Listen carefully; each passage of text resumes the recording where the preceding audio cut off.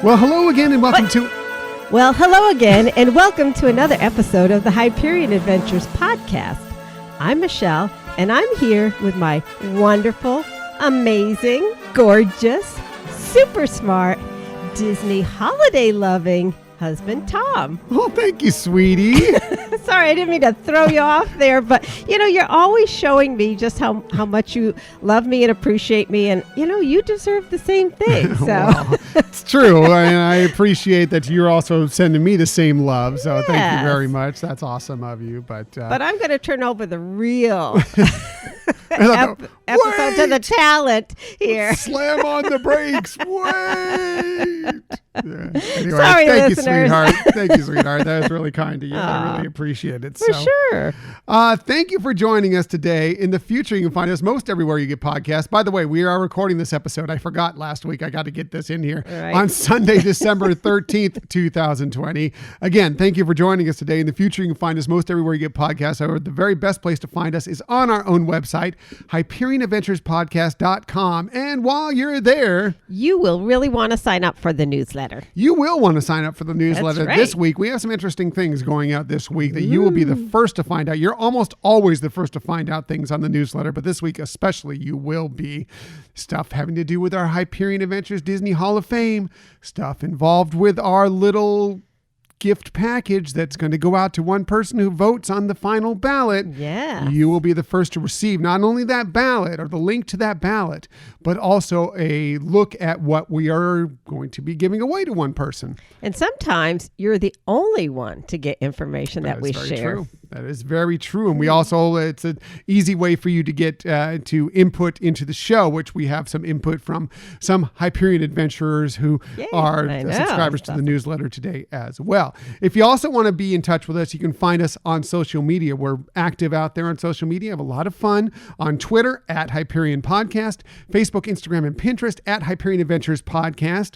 We are on YouTube. Hopefully you're watching some of these episodes on YouTube. You can check out how wonderful Michelle looks. We have a lot of holiday accoutrement out for this episode, since it's a holiday episode. If you want to find us there, just do a search for Hyperion Adventures Podcast, hit subscribe, and you'll know whenever we have a new video. And if you just want to contact us for any reason, please hit us up at our Gmail account, HyperionAdventuresPodcast@gmail.com. Right. And again, thanks to those of you who sent emails this week, who participated in this episode, and you'll be hearing about that soon. And we always love hearing from you. And again, if you have any feedback for us, any questions, please let us know. Please let us know. And another thing we'd like you to contact us with is nominating a business, whether it's your own or whether it's somebody you know who has a small business that would like to be showcased on our show as part of our small business spotlight. We're just looking for some businesses that kind of do some Disney related stuff that also give back to the community, right. Whether it's,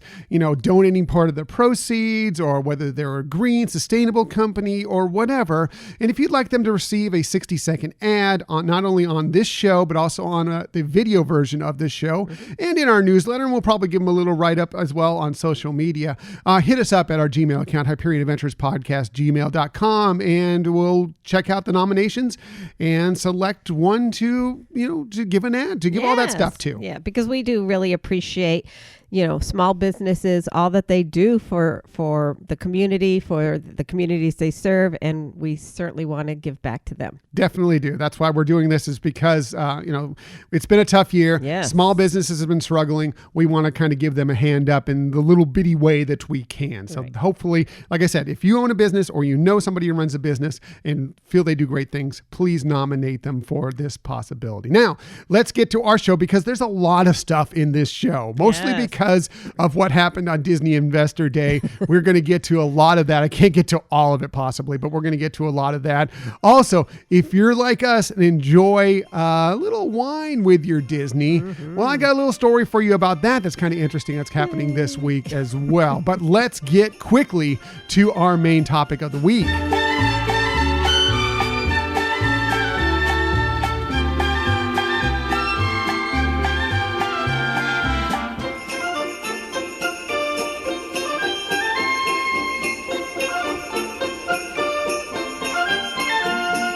So yeah, we always say, during our 5 favorite lists shows that if you ask us, a week down the line, right. The next day, maybe even 5 minutes after we do the show, right. that they may change. Well, today's topic is one that we actually did originally back on December 2nd in 2018. The original version of this, our 5 favorite Disney holiday movies and specials. I believe it was episode 26 of our show. That's how far we were into it. So if you want to check that out, go ahead. We may sound a little bit different. I don't know. I think we're still in the studio at the time, not on our kitchen table doing this, but whatever. Anyway, since then, it's been 2 years. It's been more than 2 years now. Since then, lots of things. There's been new movies and holiday specials that have been released. Disney owns Fox now, so some of there are under the Disney umbrella. It might be considered within what we're looking at as far as these. And plus, with Disney Plus, we've been able to, either revisit some of these or watch for the first time some of these that we maybe have kind of went under our radar or over our radar, under the radar. I speak birdie. You're so stealthy. Yeah, very stealthy. Anyway, so there may be some things that we've been able to check out more in the last year or so. So we thought we'd kind of look back at our list and kind of take a peek at it, see where our list stands today, and compare it to what our list was back a little over 2 years ago. Did you look back? I did. I know what our lists were. Oh, man, I didn't. Yeah. Because I may have the same thing. I wrote out my list first because I didn't want it to influence what my list was this year, what I did 2 years ago. But I did want to go back and compare them and see where they stood, just to see if it's just kind of a little interest to see what they would be like, how much they've changed over the last couple of years. Cool. So whenever we do these 5 favorite lists, we always start with Michelle. One, because she's wonderful, gorgeous, fantastic. I couldn't get to all these things before. Intelligent, hardworking. But she also has the very best list. So let's get right to it. Here is Michelle's number 5 for our, let me see if I can get this right, 5 favorite Disney holiday movies or specials, volume 2. Let's get to her number 5. Okay, so, and I'm not sure if these characters were on my radar or on our radar back in 2018. So I'll be interested to see. But anyways, my number 5 is the Phineas and Ferb A Family Christmas episode that goes along with Swinter, where Phineas decides to have like a live TV Christmas special. And it really is kind of reminiscent of like the really old things, I think, like with Andy Williams and things like that. They do have some stars. Kelly Clarkson's on there, and it's really kind of cute and funny how they have her in there. And it's just really just a light, fun, cute look at the holidays. It is. It's great. And it is. They build it up to be like a classic holiday special where they build a little drama. Somebody hasn't maybe not make it home for Christmas. Where's Perry? It is great. And I love that Kelly Clarkson guest stars in it, but doesn't sing. Like, it's like, okay, Kelly, would you like to sing a song in this one? And she was like, yeah, I'd be happy to. And they're like, no, take your load off. You don't need to sing a song. Relax. And so it's pretty funny, and you should definitely check it out on Disney Plus. Yeah, it is cute. There is another Christmas special, but I'll talk about that later. Oh, okay. That made my honorable mentions. It did not make my list. But I had a feeling it might be on your list. So nice choice. Thank you. What about your number 5? My number 5, I'm going to go back to, it's a classic movie, a classic Disney movie. Well, classic, it's 20, 30 years old now. The Santa Claus is my number 5. I think it's one that's, it's just a fantastic film that you have to watch every holiday season. I mean, the legal term of Claus, rather than the Claus is so great. It just becomes, it's such a fun watch because you get to watch, Scott Calvin, who is, Tim Allen, deny that he is Santa Claus. Yet his body keeps changing and all these things happening. And so watching the humorous story around that, as well as the people reacting to all these changes that he's going through are pretty funny. But, mostly his son is trying to convince him like, hey, you are Santa Claus. Yes. Yeah. Meanwhile, he's been split up from his wife, who's now, with this other guy who's a psychiatrist and everything. And they're trying to say, look, you're a delusional kid. And the fact that Scott Calvin is telling him, he's feeding into this delusion or whatever. But it's a story filled with, it's hilarious for one thing. It is. But it's also a story filled with a lot of heart, a lot of like, hey, you have to believe in your dreams at times, and stuff like that. And I find it a really heartwarming piece of the Christmas season. It also made my list a lot higher. And I don't know if you want me to talk about it now or... Yeah, why don't you talk about it now? Okay. So it actually made number 2 on my list. And I think a lot of that is driven by, like you're saying, the heart in it, and just the fact that the way they represent the North Pole is how I totally believe the North Pole looks. I mean, I don't know if they had some inside, secrets that was able to have them create a set that looked just like the North Pole, but I truly believe that is what the North Pole looks like. But there was also some fun facts that I my love nerdiness. Michelle's fun facts, always the best fun facts. So I can't wait to hear these. So these actually came out of an interview that Tim Allen had on ABC a couple of years ago. But one of the things, the first thing kind of was really surprising. He said originally in the movie, he shoots Santa Claus off the roof, thinking, I guess he's a burglar or whatever. And Jeff Katzenberg said, no. We can't have that. We're not going to have that. This is a family-friendly show. Right. So another little fun fact is the suit. They tried to make it really lush and, help, like that a lot of times that they do for films, is to make the character really feel in character. So it was real velvet and everything, and it did have bells in it. Wow. And they realized post-production those bells were really loud and annoying. And so it required Tim Allen to re-record a lot of his audio post-production because of that background sound of the bells in his Santa suit. Oh, holy cow. I know.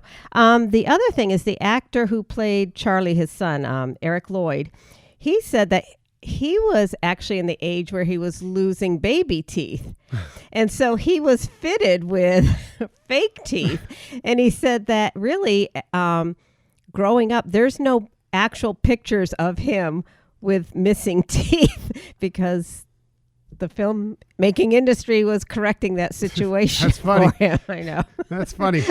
You're at that age and you're recorded for history in a film that gets played ad nauseum during this time of year. I mean, it's all over Freeform every single day, it seems like now. But so you are captured, but it's not what you actually look like at that time. At least a little bit of it's not what you actually look like. So that's interesting. Although I guess it's more the perfect. Although it's cute when kids have their teeth. Exactly. It's kind of a cute look. So anyway, cool. That's great. Michelle always has the best fun facts.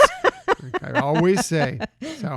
So that's both of our number 5s. Let's get to Michelle's number 4 favorite Disney holiday movie or special, Volume 2. Okay, thank you. So my number 4 is One Magic Christmas.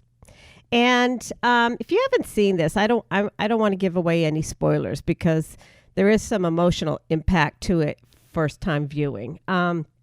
And it's not really your typical Christmas special. It's actually kind of darkish. And I remember the first time watching it, some things that happened, I'm like, what? That just happened? But I really am happy that I stuck with it and I continue to watch it because there are a lot of great messages in that film. And again, it's not the perfect film. I don't want to rate it like that. It's not like something like It's a Wonderful Life, although there are some parallels to Wonderful Life. There is an angel who is there to try to help somebody through, get the spirit of Christmas back, kind of like that. But it is done in a different approach. And there are some really quirky twists and turns. But one of the things, and I rewatched it in preparation of this episode, and what really kind of hit me more this time is with 2020, where everybody's dealing with struggles, emotional letdowns, all kinds of emotional, I should say, all kinds of emotional things. I think it really is it gives that important message that it is important to try to find the joy in life. And one of the things that it showed really well is when you're at your lowest, sometimes that's when you really need to put forth the effort to make somebody else feel better. Mm-hmm. And it's a win-win for you and the person receiving it. And I know a lot of people say, yeah, it's kind of a selfish thing, but yeah, it is. But it also is a way to help you feel better, and that's something I've been, especially now with things that have been going on in the world, I've tried to, like when I'm feeling low and, desperately feeling down, I feel like, okay, I have to make somebody happy today. I have to make an effort to somehow just put forth a way to make somebody feel good. And it doesn't have to be necessarily something where you give a gift, although that might be something that helps, but just making somebody feel good about themselves. And this movie, I think in 2020 especially, really shows that message that, in order to really enjoy the joy of the holiday season, it is all about giving, and we need to share that feeling of giving and make it better for ourselves too. Right. And if you wondered why Michelle is rarely that low,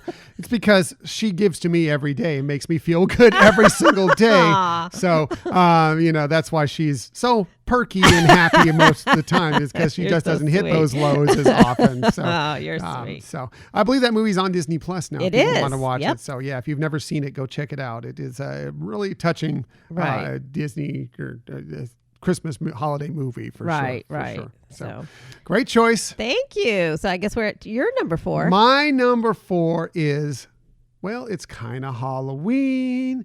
It's kind of Christmas, but I think it actually is a little more Christmas, and that is The Nightmare Before Christmas. And the reason I think Christmas, it dominates this story is like, well, Halloween's past for one thing. And yes, they're in Halloween Town or whatever, but they're really, celebrating, trying to put together Christmas, the spirit of giving. It inspires Jack to do different things, to, brighten up his life.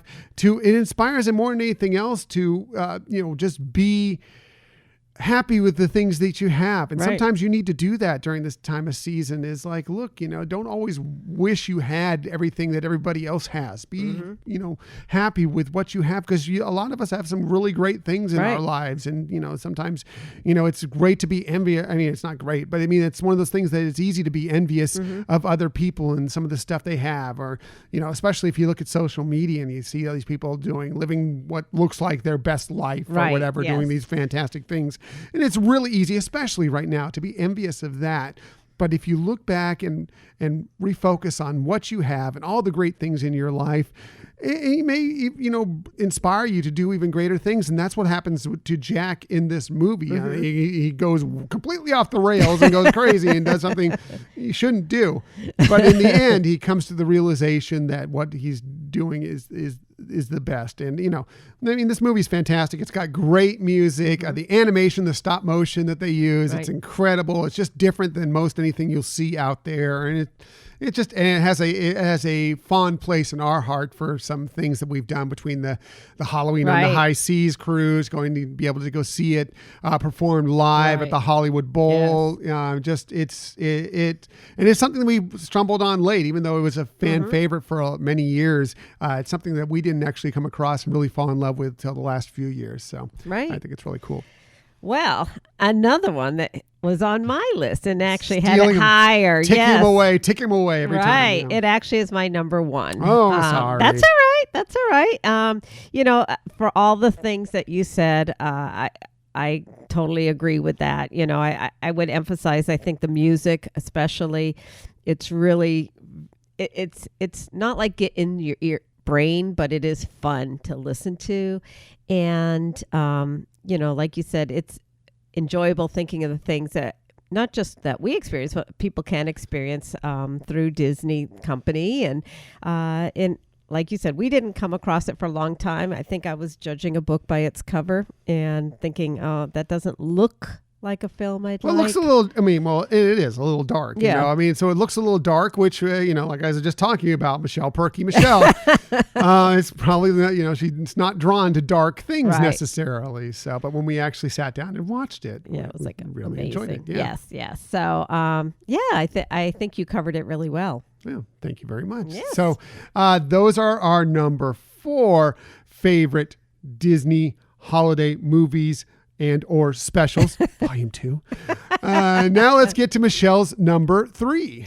Okay, so my number 3 is Mickey's Christmas Carol. And it's when we were putting up the tree, I forgot we have a tiny little ornament book that has the whole story in there. If you're watching the YouTube video, you can see that. Now she's holding it up. Not so good for the podcast, but great for the YouTube video. It's just a tiny little, 2 inch by 1.5. We usually have it in our tree. Right. So anyways, it's really cute. It's the story we all know of A Christmas Carol, with the Disney characters in there. But it's really fun, watching so many different types of Disney characters from many different films put together that you wouldn't normally see in the same film. The other thing was that it was, the first time in a long time.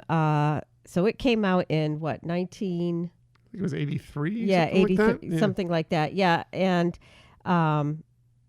it was the first time since 1953 that Mickey was on a film, a major film. So that was kind of a long time frame between, times that Mickey came in, which meant there was the need to come up with a new voice to cover Mickey, which was Wayne Allwine. But anyways, again, I think just the uniqueness of having the various characters that are through different types of Disney films, not just Mickey and Minnie and, or the Fab Five or whatever, but having so many from even really old films come out and be in somewhat in the role in this play or this movie. It was really cute.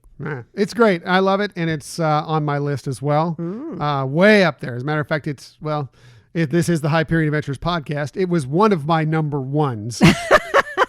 I may have a couple number 1s. It was one of my number 1s, and I agree with everything you said about it. Just look at the characters that are in it. And this isn't, they're way more than just this, but Mickey, Bob Cratchit, Minnie is Emily Cratchit, Donald is Scrooge's nephew, Fred, Daisy as Isabel, Goofy as Jacob Marley's ghost, and he's hilarious in it, Jiminy Cricket as the ghost of Christmas Past, Willie the Giant from Mickey and the Beanstalk as the ghost of Christmas Present, Pete, the original Disney villain, as the ghost of Christmas Future, and of course Scrooge McDuck as Scrooge, Ebenezer Scrooge. So it's just a classic retelling of the story. It's not too long. It's only like 26 minutes, 27 minutes or something like that. It's full of heart, a wonderful retelling, and it's not, like some of the Christmas carols can look a little scary to little ones or whatever. This one, the little ones will love. Exactly. So that's why it was one of my number 1s. It's one of my favorites. So, what were some of the characters that you can remember from other films? Well, Mr. Toad's in it. Actually, there's 3 characters from Mr. Toad in it. And then there's also from Robin Hood, some characters from there. Yeah. There's a lot. If you really go and through it, Donald's nephews are in it. Huey, Dewey, and Louie are in it. Just in a quick scene. There are a lot. You can pick them all out all day long. It's really great. Right. Exactly. So, great choice. So, that's Michelle's number 3. As for my number 3, well, it's new under the Disney fold, although it's an older movie. Older again. Older. My number 3 is Home Alone. Okay. Yeah. Because I'm so glad that this is now a Disney property film ever since, they purchased Fox and that we get to watch it regularly on Disney Plus and everything, because it is such a great family Christmas movie. There's so much heart to it. There's a little bit of It's a Wonderful Life to it, kind of like the other thing of the night before they're leaving to go to France, for the whole family is not liking Kevin at that moment. Kevin is not liking his whole family. He kind of wishes that they're all gone, and then he experiences that they're all gone, and they experience that he's not in their life or whatever. So kind of seeing what life would be like without him and seeing how much they all miss one another. And, but it's just such a warm film, I mean, the growing up of Kevin does during that, whatever it is, 5 days, 6-day period, learning that maybe things aren't as scary as they seem on the outside, including his neighbor, and, that he needed help too with his family. And it's funny. It's so slapstick and funny and wonderful, but it's also just so heartwarming. It's just a wonderful movie. It really is. And, it shows the joy that family coming together on the holidays plays, and how that's important, to really, again, experience that joy. And, and like you said, I mean, he even shares an important message with the neighbor to help him out. And the music is great. John Williams is a part of that. So yeah, it's checks all the boxes for a great film. Yeah, I love it. Can watch it over and over again, and I'm so glad it's part of the Disney fold now, because it is a great holiday film. It's a great film in general, but it's a great holiday film. So those are our number 3. Let's get to Michelle's number 2. Actually, you're all on now, because we did 2 and 1. My number 2 was Santa Claus, and number 1 was Nightmare Before Christmas. Okay, so number 2 for Michelle was the Santa Claus, and number 1 was the Nightmare Before Christmas. Right? Okay. Yeah, so now I'm it's on all my you own. now. On my own. All well, you. Good, because I'm in a good place right now, because as we all know, #Real Men Love Frozen. So my number 2 is Olaf's Frozen Adventure. Right. And, the reason it's so great is, well, I mean, who doesn't love Olaf? Exactly. For one thing. I mean, he's just so fun and funny. But I just love the way it's a long short. It's like 20 minutes. It's not technically a short, but it's not like as long as a feature-length film or even a regular show. So, but I love the way he explores all these various traditions, some and all sorts of holidays. He explores, there's Hanukkah within there. There's all sorts of things that are based in reality, that are interesting traditions. And then they poke a little fun at some of the traditions, because some of the traditions that we all have are kind of silly, dressing up a tree, cutting down a tree, bringing it in your home and then dressing it up. It's kind of funny. Hanging stockings by the fire. A little weird, a little, not necessarily the safest thing in the world, but then there's just this great music. I mean, his song is great. The bottom line at the end of it is that, yes, we have all these traditions, but what is most important about the holiday season is being able to be together. And this year, I know that strikes home for many people more than ever, the fact that maybe we can't all be together this year, but when we will be able to come together, it's going to be that much more of a celebration. And that's what plays out within that 20 minutes or whatever it is. So. Yeah, and just, appreciating that different cultures have different traditions that make the holidays fun. Yeah, even Kristoff and his weird fungus soup, pretty funny stuff. So that was my number 2. Finally, like I told you, I had a second number 1, and my 1A, really, it was 1A, 1B. They're really a tie, I mean, just whatever, is The Muppet Christmas Carol, because it is so good. It's so well done. One, we love the Muppets, #Save the Muppets. We love the Muppets so much. But it's the classic Dickens story. I mean, told almost classically, but in a hilarious way, with Gonzo playing, Charles Dickens, and then Rizzo the Rat with him, and the fact that they break the fourth wall, and it's so meta, all the time, knowing that they're a show and they're just having fun with this. But then you look at the cast of it. I mean, Sir Michael Caine as Ebenezer Scrooge is brilliant in it. There are only a few human characters in it. It's mostly Muppets, and almost every Muppet you've ever seen is in this. The other characters that are actually human characters were Scrooge's nephew Fred, who is played by Stephen McIntosh, Fred's wife Clara, who is played by Robin Weaver, and Scrooge's once fiancee Belle, who is played by Meredith Braun. But you look at the characters, the Muppets that are in there. Kermit is Bob Cratchit. So good. I loved all the other rats in there working in the in the office with him is also funny. Miss Piggy, of course, he'd be together with Bob, Emily Cratchit. 2 Marleys, so they could have Waldorf and Statler as them. They made an extra Marley, a Robert Marley, to have that. So that's so good. Fozzie as Fozziewig, and they also appearances from animals, Sam the Eagle, Dr. Bunsen Honeydew, and of course Beaker, and the Swedish Chef is in there too, and so many more. It's just so good. It's got great songs throughout it. It's funny, it's heartwarming, and it just makes me happy every time I watch it. Yeah, it's adorable and creative, very creative. Yeah, really, really, really well done. So that's why it's my number 1. So those are our look at our current, as of right at this moment that we're recording. Again, ask us 5 minutes from now, they may change. But our 5 favorite Disney holiday movies and or specials, Volume 2. Let's go back. You want to check and see what our lists were I'm a little nervous, a couple years ago. So this was Michelle's list from 2 years ago. At number 5, she had Beauty and the Beast, The Enchanted Christmas at number 5. Oh, that made my honorable mentions. Okay, this there time. you go. Yes. At number 4, you had The Muppets Christmas Carol. At number 3, you had One Magic Christmas, so that stayed on the list. Yes, I think at the same spot. Right. At number 2, you had The Santa Claus. Same. And you had a 1A and 1B, and they were Mickey's Christmas Carol and Mickey's Once Upon a Christmas. Right. As your other one. So Once Upon a Christmas made my honorable mention. Mine too. Pretty similar. Yeah. For me, I had at number 5, The Santa Claus, which stayed true. It was still at number 5.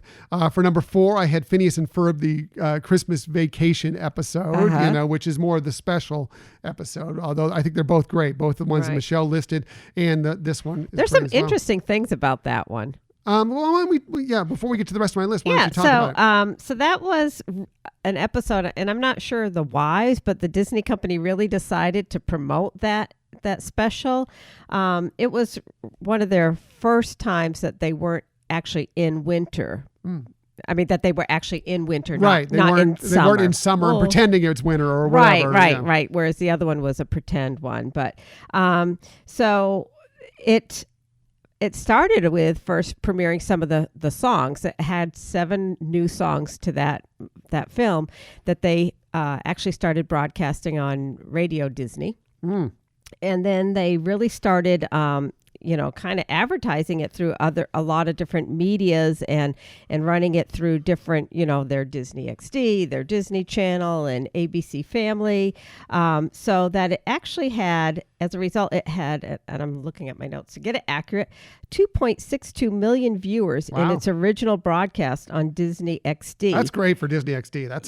That's a pretty big number for kind of an offshoot cable. We're not even talking Disney Channel. We're talking an offshoot. Right. And that it made it the number 3 telecast in the night across all demographics. Wow. Yeah. That's pretty big. And then it had its original airing on the Disney Channel, ranking it as the number 5 program of the week with 5.213 million viewers. Wow, that's really good. Yeah, well, it was a great show. So I get it. Yeah, I get it. So So very cool. So Michelle, again, was the best fun facts.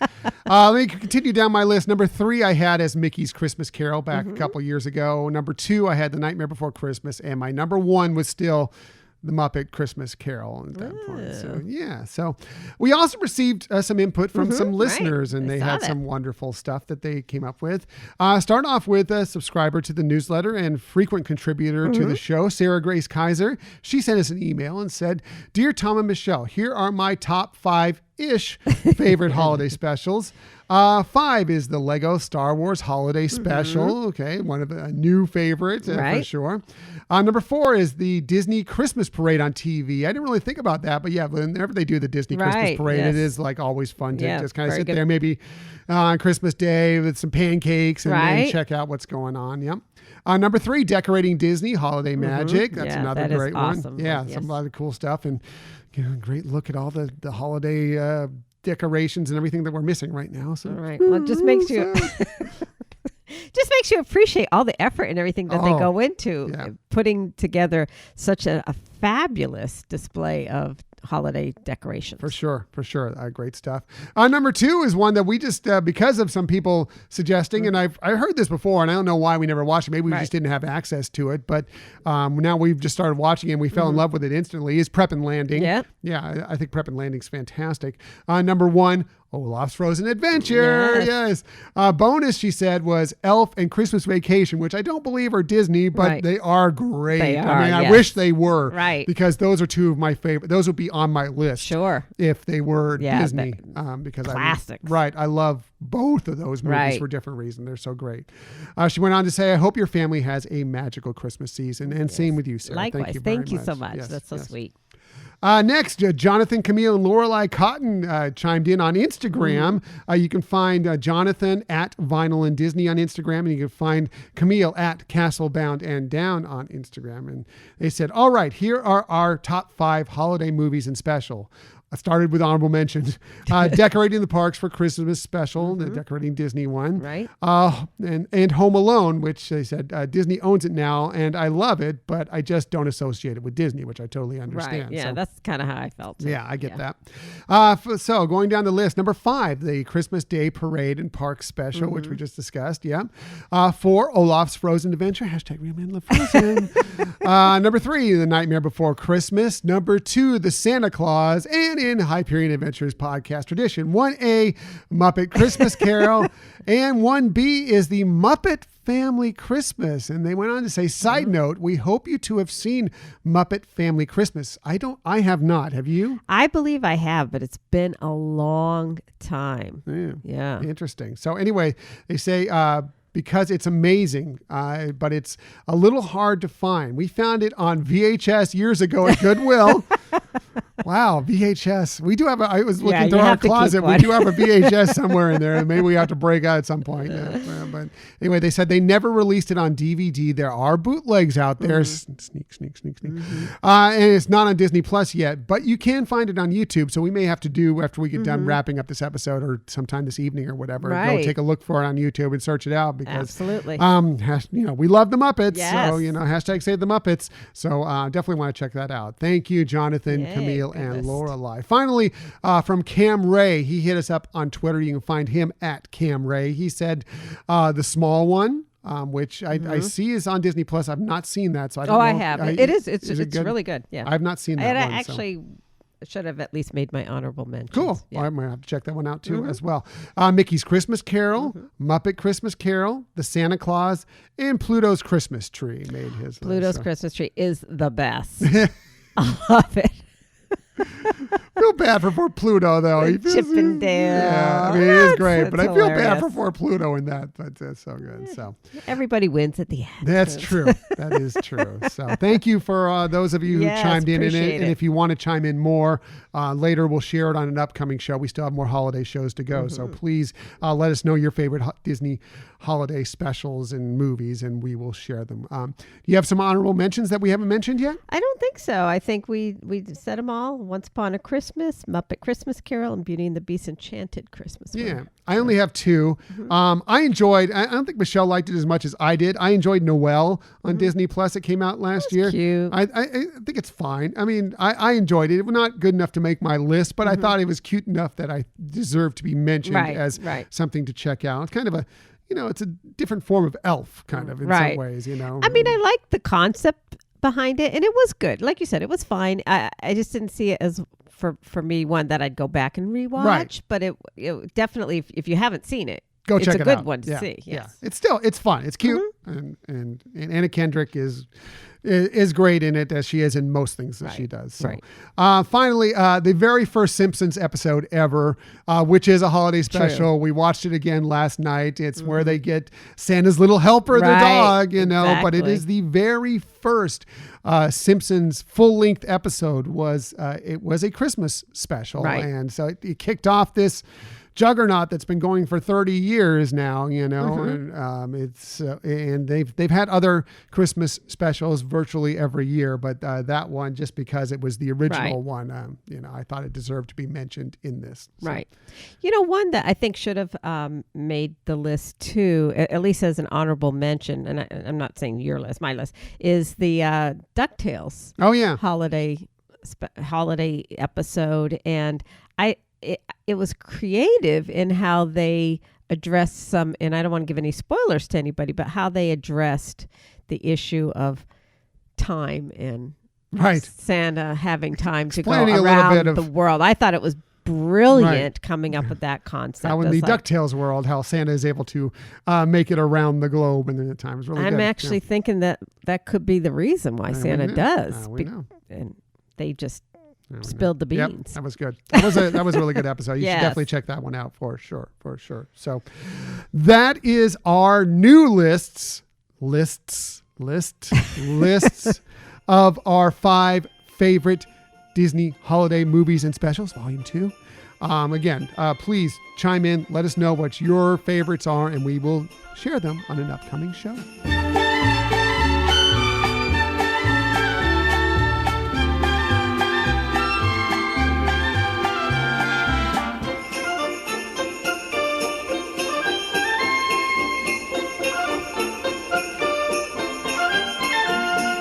So that was fun. I think we're going to revisit some of these lists that we did, 2+ years ago coming up in the future, because these things change so often. It was good to go back and check out holiday movies and specials. Things get added. Our views change. Sometimes, things climb up list.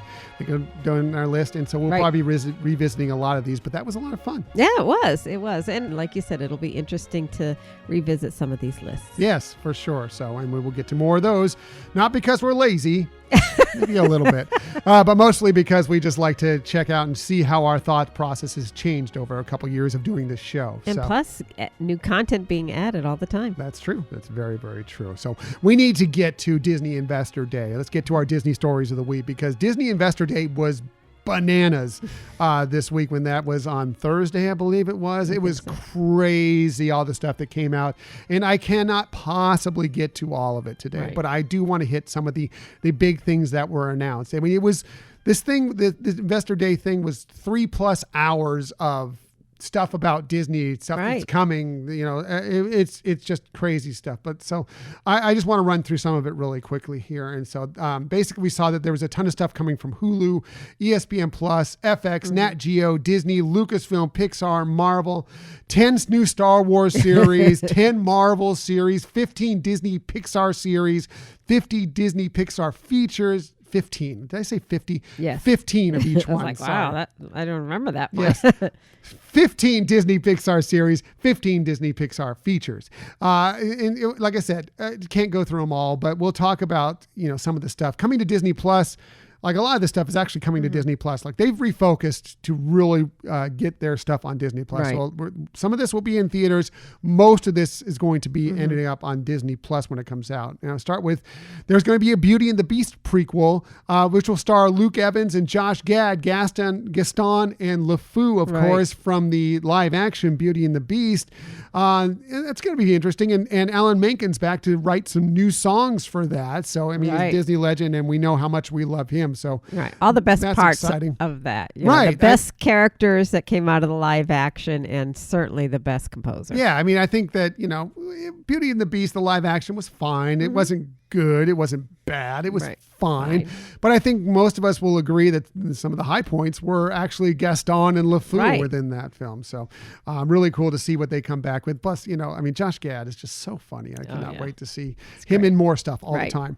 There's going to be a reimagining of Swiss Family Robinson. I know Michelle loves the original Swiss Family Robinson, so I'm sure she'll be interested in that.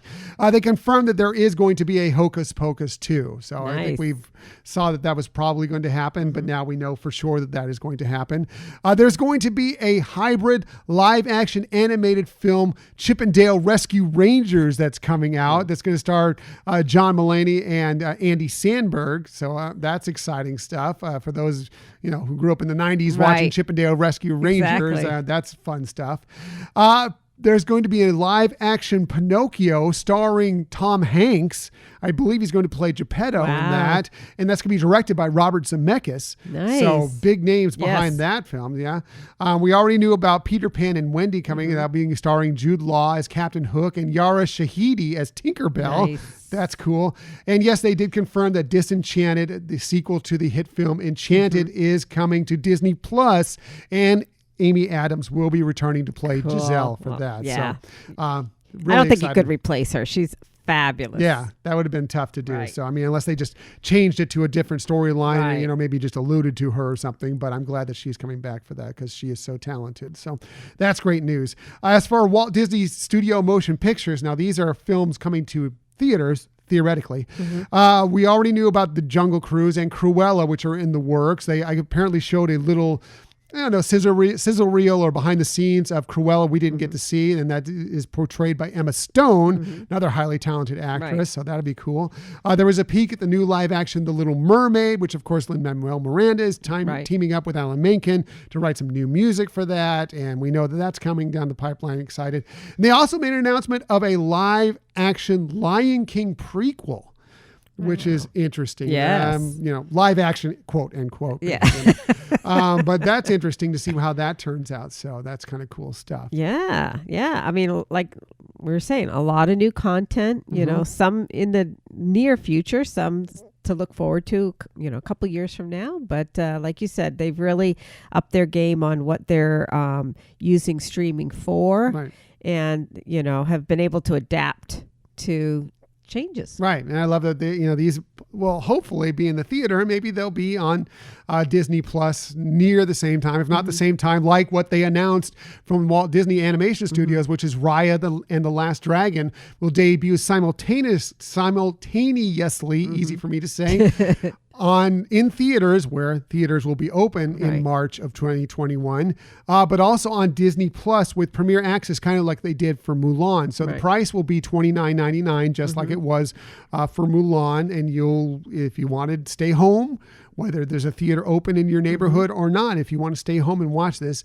for a fee, it will be available for you on day one on Disney Plus. So that's, again, it's whatever you think of that, but I kind of like that option, especially we don't know where we'll be in March of 2021 as far as, what's going on in the world right now. So liked having that option out there. Right. And it makes sense, and I think even before 2020 with COVID that we've had discussions before that more and more people are investing in their homes to have great, television and sound systems, and will there be more of that?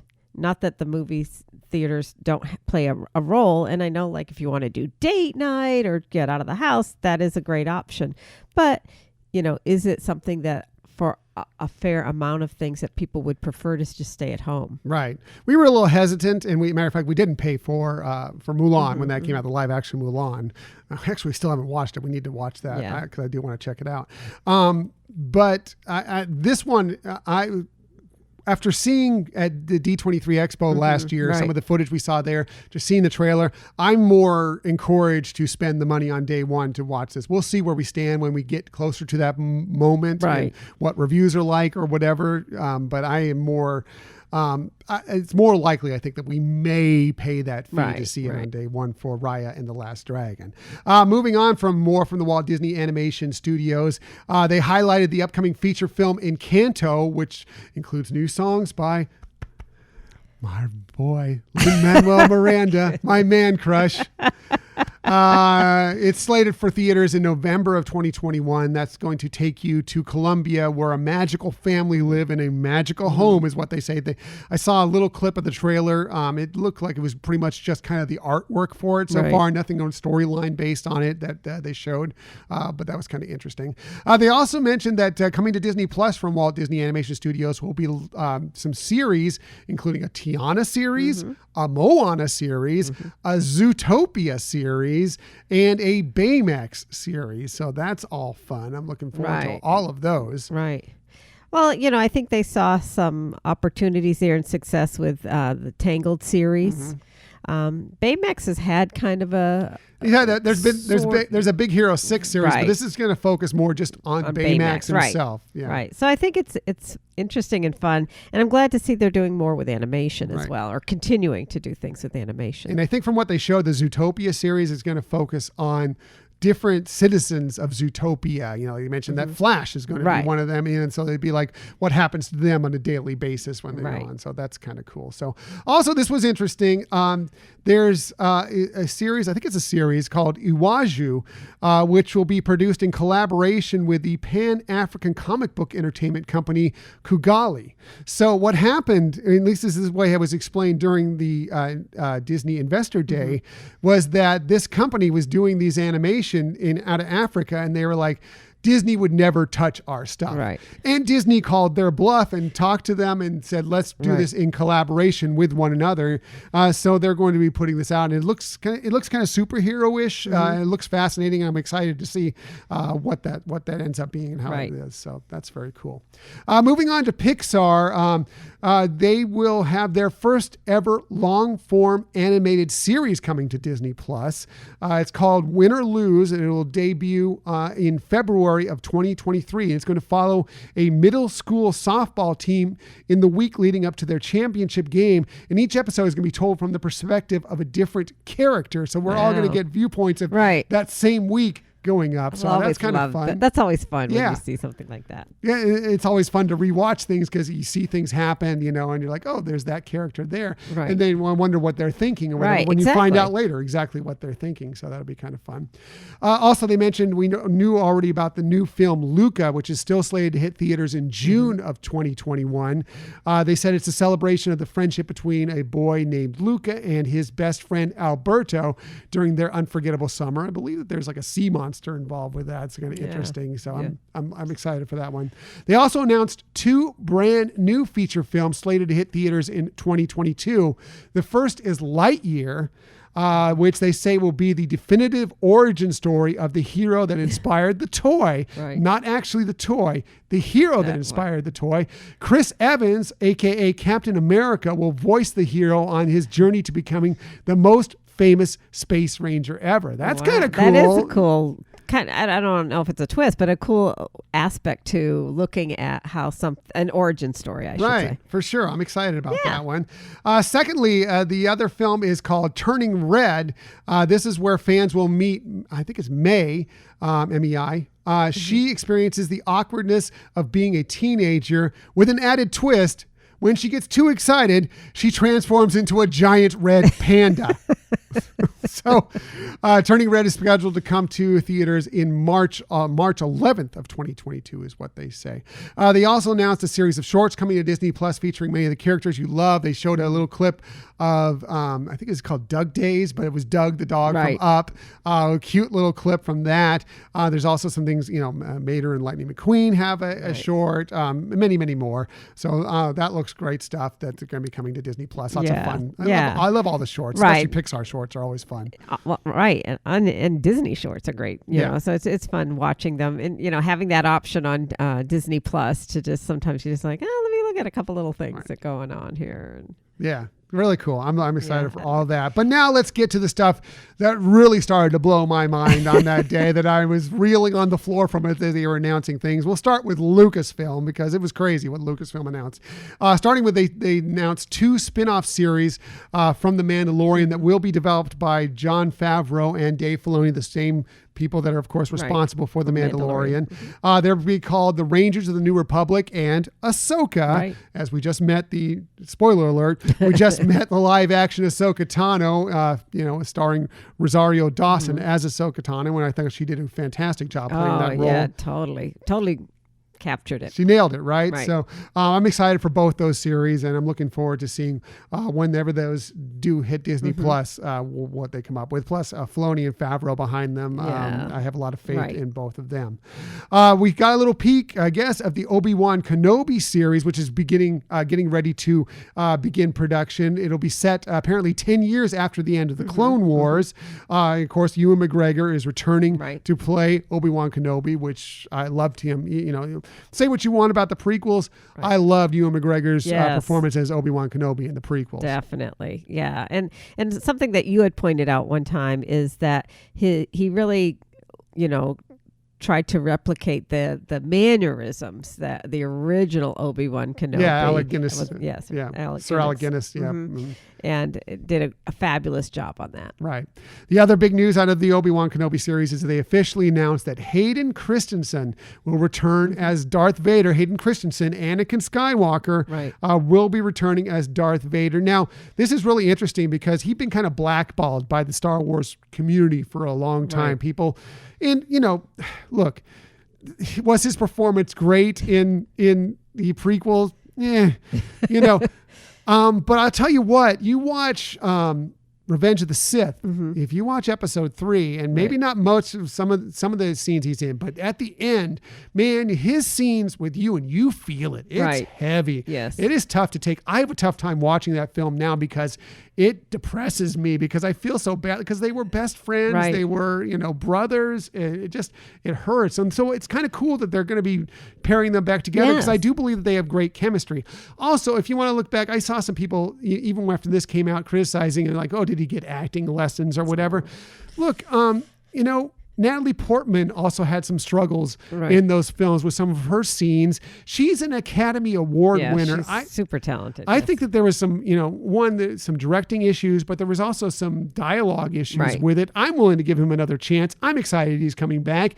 I'm excited that people have kind of warmed back up to him, and we're cheering that Hayden Christensen is coming back to the Star Wars universe. Right. I agree. And, I think we've talked about this on our podcast and on some other Star Wars podcasts that we've been on. KTAP. That's right. Is that, first of all, any of us would have given our right arm to be selected for any of these roles. And, whatever was put on the final, screen is what the directors and producers wanted, and if that's what they wanted, that's what we received from that actor. Right. And, and it doesn't, like you said, some of the dialogue was something that was causing some challenges with the role. Also, some of the gaps to understand where why the origin of some of these emotions were coming, even like with his character. It's like, how did all of a sudden he become like this? And I think with watching some of the other shows that have come on since then, like Clone Wars, to really explain the relationships and some of the things that really drove him to a particular path. Right. I agree. And those were missing in the film. And, I think it's easy to try to blame that actor's performance where it might just be, super editing. I think this was the thing that actually had me the most excited because I want to see actors like him get his redemption possibility. Now, if he fails again, he fails again. Okay. Right. But I want to see him get the chance to come back and be redeemed. And I like I said, to me, whatever you want to say with his acting skills or the dialogue or the directing or whatever it was within the prequels, the two of them, Ewan McGregor and Hayden Christensen as Obi-Wan and Anakin, I thought that they were perfectly paired within that film when their scenes were together. Exactly. So, anyway, moving on, we also got a little behind the scenes look at Andor, which is a new Cassian Andor series, which is currently in production. Excited for that. Yes. Didn't get a date when that's going to be hitting Disney Plus, but really exciting. It looked great.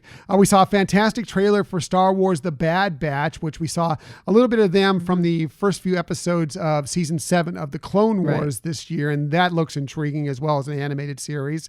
We got confirmation of a Lando series, Lando Calrissian. Can't wait for that. And I think that in the rumors, I'll say that that's going to have both Donald Glover and Billy D. Williams in it, maybe a flashback, flash forward thing. Again, those are rumors, but I'm intrigued by it for sure. There was an announcement of a series titled The Acolyte, which is from the High Republic area that's being explored right now in a lot of different media that are going out there. Sounds like it's going to explore the emergence of the dark side within a character during that time. So it's really maybe a little dark, but it sounds fascinating. Yes. Looking forward to seeing what that's done. As far as films, we were confirmed that there would be a Star Wars film that is currently being written by Taika Waititi, who we've seen do many stuff with. Of course, he directed Thor Ragnarok, but he's directed some episodes of The Mandalorian, and I think he's super talented, and I'm excited to see what he does with the Star Wars universe. Right. I like how he brings some a different type of humor, but one that I can appreciate. He's got that quirkiness. He does. I love his side of humor. Right. And we did get confirmed when we just know, you always, when the things are 2 years down the line, you're like hoping they're going to come through. But they say the next Star Wars film that will be released in theaters will be called Rogue Squadron, which is a very popular group. There were some novels. Rogue Squadron is a big deal. Right. And it's going to be directed by Wonder Woman director Patty Jenkins. So that's a very big name to be tabbed to it. And that is set to hit theaters as of right now around Christmas of 2023. So still a couple years off, but that's exciting. So there were other Lucasfilm things, but those were the biggest ones, I think, to go over. Finally, let's get to Marvel so we can wrap this all up. A ton of Marvel stuff came out as well. We got another trailer for WandaVision, which looks spectacular. It's now barely over, as we're recording this, barely over a month away from debuting on Disney Plus on January 15th, 2021. And I'm so excited for it. Oh, yeah. It does look great and such wonderful characters. And I'm just so intrigued of what that storyline is going to be with that. Right. It looks fascinating and it looks a little funny, mysterious. I'm excited to see what it's all about. We saw a sizzle reel from The Falcon and the Winter Soldier, which will hit Disney Plus in March of 2021. So that's coming down the pipe pretty soon. We also got a peek at Loki, which it looked phenomenal. I guess it's going to be kind of like a crime drama or something like that, but it looks spectacular. That's debuting in May of 2021. So it looks like we're going to have like boom, boom, boom on Disney Plus. We're going to have WandaVision, then we're going to have The Falcon and the Winter Soldier, and then we're going to have Loki. So that's cool that we're getting, after kind of going for a while where we haven't had much Marvel on Disney Plus outside of what, was there from the past. Right. Yeah.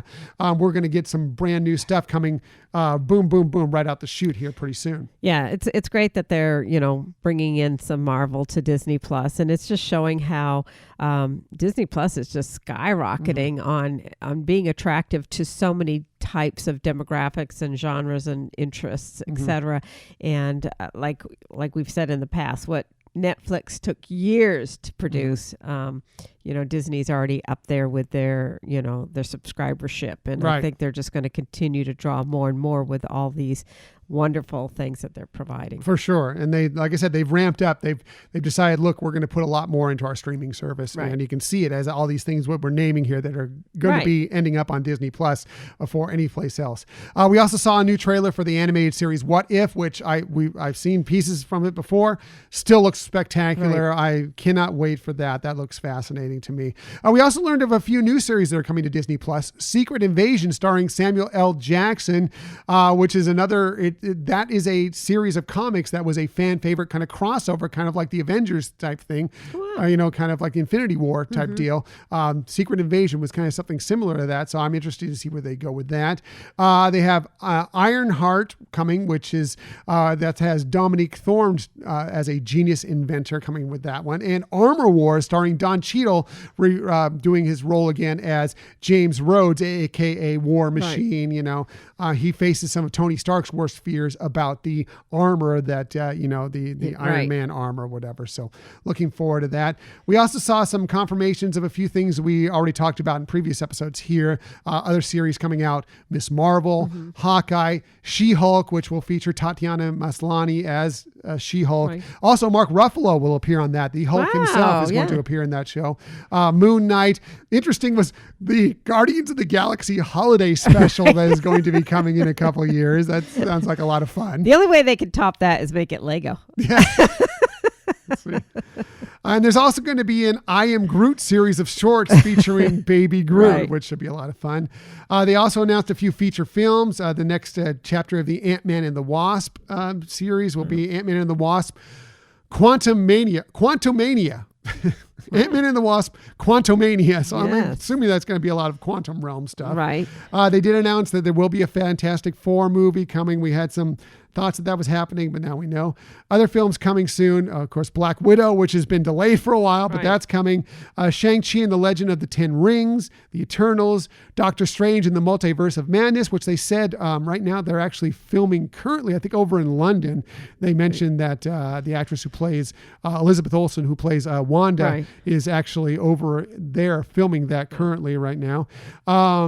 Thor: Love and Thunder is coming. Black Panther 2 is coming. And they did say that they will not be recasting the role of T'Challa, which is, of course, portrayed so masterfully by Chadwick Boseman. So I was very happy to hear that. So we'll see. There's a lot of thought that Shuri's role is going to be upgraded in that. Then who knows? Maybe she becomes the next Black Panther. New Black Panther. So we'll see about happening to that. Also, the movie Blade, Captain Marvel 2 is coming, and interesting they announced that not only will, of course, that Captain Marvel be in Captain Marvel 2, but Miss Marvel will be taking part in that as well. So yeah, that's exciting. And yes, Guardians of the Galaxy Volume 3 is also coming. So, whew. Yeah. And I didn't even hit everything. Right. I'm not even close to everything. There was so much stuff that came out on Thursday that I was so excited that we are Disney shareholders. Yes. Because that is fantastic. And, some of these things probably will not be made. I mean, it just happens. You announce things. You hope they all, in the perfect world, all this stuff gets made.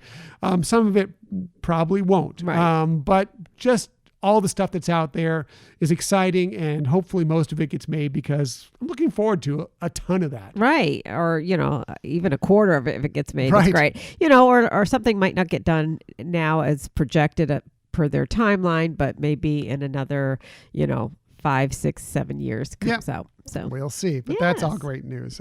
I do have one more Disney story that I want to get to really quickly, because it's something that you may be interested in checking out this week. And that's especially if you like a nice glass of wine with your Disney content, whatever it is. Anyways, this comes from an email we received from the Fess Parker Winery this week on Tuesday. Now, we're recording this again on Sunday, December 13th. On Tuesday, December 15th, the Fess Parker Winery and Vineyards will be hosting a very special virtual tasting event featuring some very popular Disney wineries, Disney family wineries. Yeah. So it'll be what they're calling a fireside chat, featuring Fess Parker Winery's own Eli Parker, who has been on our show. Yes. We've talked with him. He's a great guy. He's awesome. He's Fess Parker's son, Eli Parker.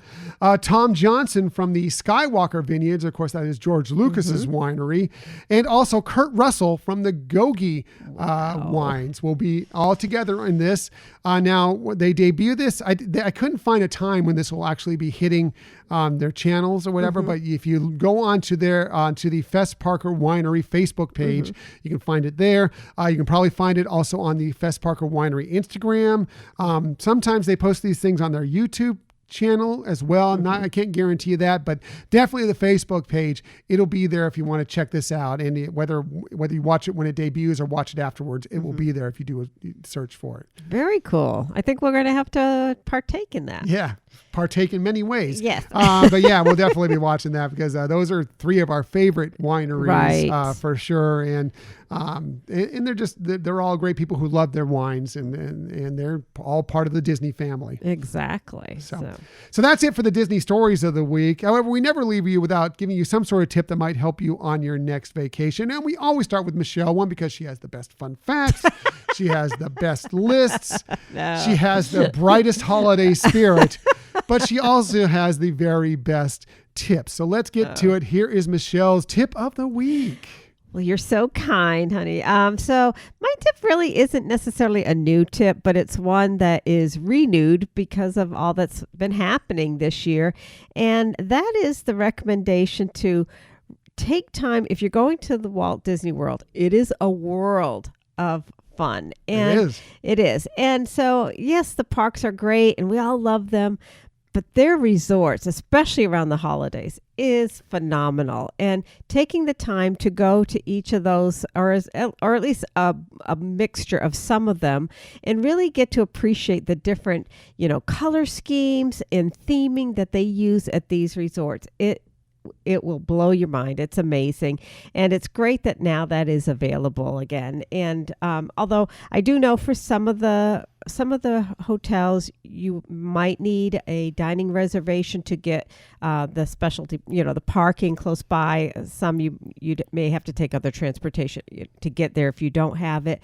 But they have lifted that where you can now go to the different resorts, and it really is, it's so fun. It's charming. And I know it's fun when you're at Epcot to go check out different countries or do the cookie stroll and try different cookies. And that's kind of the same concept of resort hopping at Disney World. Again, phenomenal during the holidays. Even without the holiday season, we've done it multiple times. Oh, yeah. It's one of our favorite things to do. We'll take a day and just do that. Exactly. You don't go in the park and you try different foods because of their theming that you have from different types of cultures or whatever. And it's just can make for a really fun, unique day. Yeah. And because the decorations and the trees, especially, for each resort, they stylize them so well to fit the theming of each resort. It's just cool to check them all out. When they do have the gingerbread houses aren't there this year, but when those come back, the gingerbread houses, how they stylize those to the theming of each resort is always awesome as well. It's just fun to just go there. I mean, just going and sitting like in the lobby of the Grand Floridian, especially if the piano player's there. And looking at the decorations and the gingerbread house. Sometimes they come out and they will do talks about how they built these. The chefs come out and they give out samples of the gingerbread and everything. But just to soak in the decor and the ambiance of it all, it really puts you in the holiday spirit. Most definitely. I mean, talk about an immersive experience, and that's it. And in all of them. I mean, I think one of our favorites is Port Orleans. It uses very non-traditional Christmas colors, more Mardi Gras colors, but it works and it's beautiful. And, you could say the same thing for Wilderness Lodge. And I mean, that's another one when you're just in that lobby and looking at everything around. It's stunning and you will not be disappointed. Right. What was your favorite? Like if you can only visit one to go see holiday decorations this year, which resort would you want to hit up? If I could only do one, I would say Wilderness Lodge. I just love that natural elements to it and feeling a part of nature and knowing some of the, the history of that resort as well really taps into,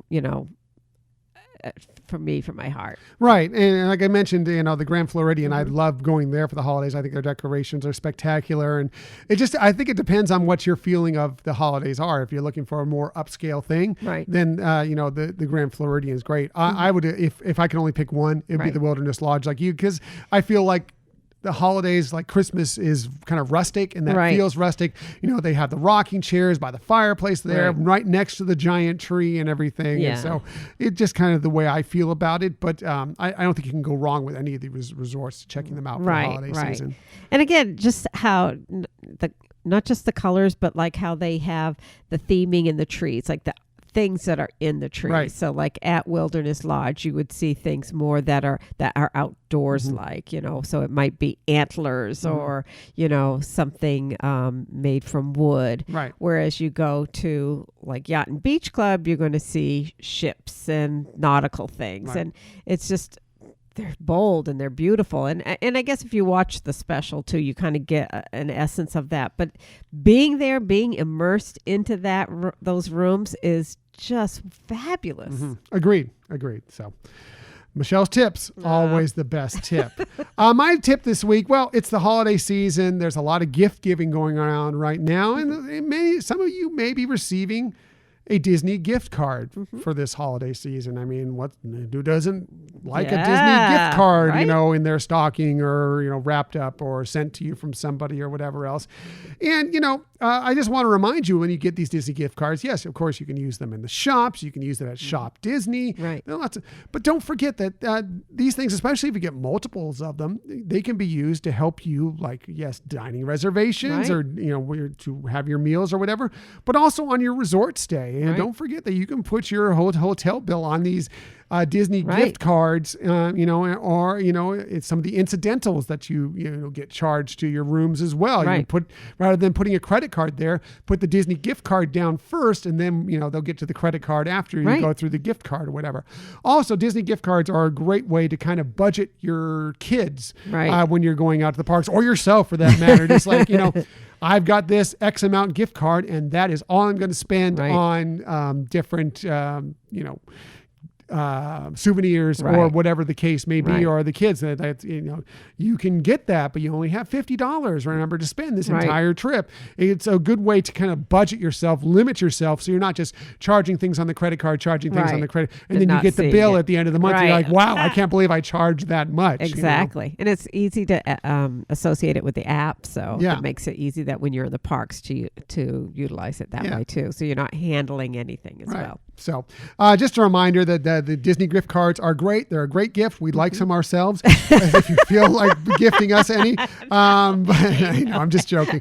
But Santa can. They are very, very useful in a number of ways. So use them to the best of your abilities out there. So good tip. Thank you very much. That's it for this week. Next week, I look at the calendar each week and to see what we have coming up next. And on the docket for next week is something titled... I know. I was looking at it last night too. Like, Christmas wish. And I'm like, okay, I don't know what that means.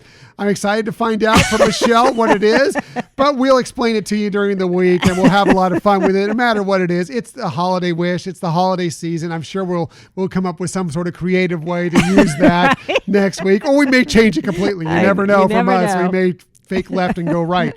Who knows? I know. It's like, what was I thinking when I put that? I'm sure I had a thought. Anyway, it'll be a lot of fun to come up with and see what we come up with next week for the topic. So as for today, we appreciate that you joined us today. In the future, you can find us most everywhere you get podcasts. However, the very best place to find us is on our own website, HyperionAdventuresPodcast.com. And while you're there, you get to sign up for the newsletter. It's a freebie. It is a freebie. And please sign up for the newsletter and you'll find out what our gift package for our Hyperion Adventures Disney Hall of Fame, ballot will be. One person's going to win that when you vote on our ballot. So we'll let you know what's in that, or at least some of what's in that. I don't think we have everything together yet, but we do have many of the things together. So kind of get a glimpse of that. But also you may find out actually what the Christmas wish means. We may be able to tell you by that point. I'm not sure. We'll see. Also, please follow us on social media. We like to have a lot of fun and be very active with a lot of Hyperion adventurers, a lot of other Disney content providers out there. You can find us on Twitter at Hyperion Podcast, Facebook, Instagram, and Pinterest at Hyperion Adventures Podcast. Please check us out on YouTube as well. Just do a search for Hyperion Adventures Podcast and then hit subscribe. And you'll know whenever we have a new video. Most of those are going to be the video versions of these episodes, but we do have some trips coming up. There may be some other videos that pop up in and around there every once in a while. No guarantees on that, but it's possible.